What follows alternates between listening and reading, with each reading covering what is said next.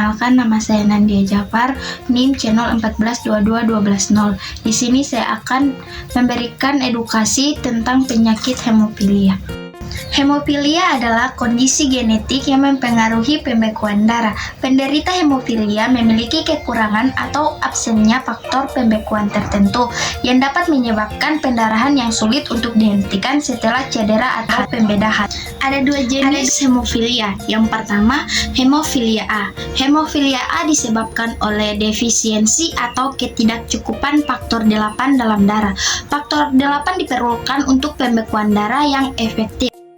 Yang kedua, hemofilia B. Hemofilia juga dikenal sebagai penyakit Creutzfeldt yang disebabkan oleh defisiensi atau ketidakcukupan faktor 9. Faktor 9 juga berperan dalam proses pembekuan darah.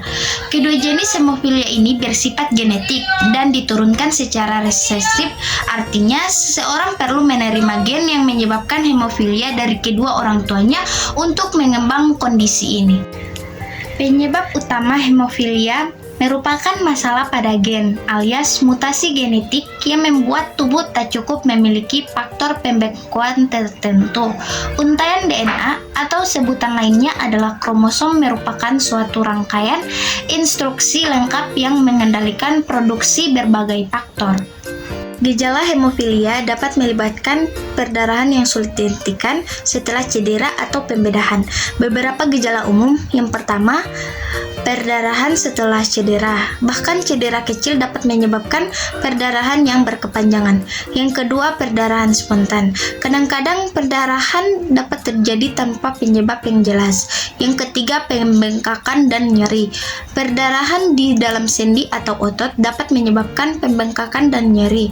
Yang keempat, perdarahan di area internal. Misalnya, perdarahan di dalam otak dapat menyebabkan sakit kepala atau masalah neurologis. Penting untuk dicatat bahwa gejalanya bisa bervariasi dari ringan hingga parah, tergantung pada tingkat keparahan hemofilia yang dimiliki seseorang. Pengobatan hemofilia bertujuan untuk mengatasi atau mencegah perdarahan yang berlebihan karena kekurangan faktor koagulasi. Berikut beberapa metode pengobatan yang umum digunakan. Yang pertama, infus faktor koagulasi. Pemberian faktor koagulasi yang kurang atau tidak ada adalah metode utama pengobatan hemofilia. Faktor 8 untuk hemofilia A atau faktor 9 untuk hemofilia B. Diberikan melalui infus untuk membantu pembekuan darah. Yang kedua, terapi profilaksis. Beberapa orang dengan hemofilia mungkin menjalani terapi profilaksis, yaitu pemberian reguler faktor koagulasi untuk mencegah perdarahan. Hal ini dapat membantu menjaga tingkat faktor koagulasi dalam darah pada tingkat yang cukup. Kemudian yang terakhir, desmofresin.